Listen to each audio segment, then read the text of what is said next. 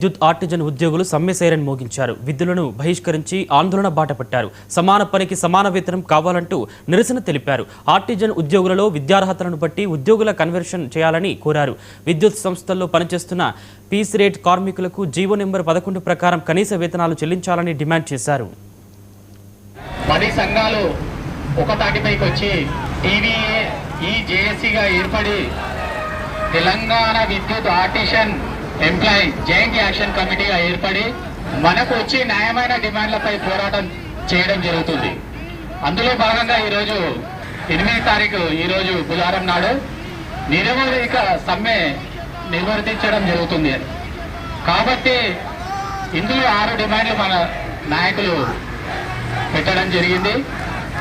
ప్రధానమైన డిమాండ్ 6 ఉన్నాయి. కాబట్టి ఖచ్చితంగా ఇవి మనకు వర్తించాల్సిన డిమాండ్లు ఇవి అందరూ తెలిసే.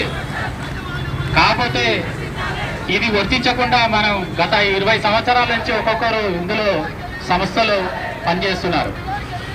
పనిచేసుకుంటా ఎటువంటి లబ్ధి లేదు. ఒక సంస్థ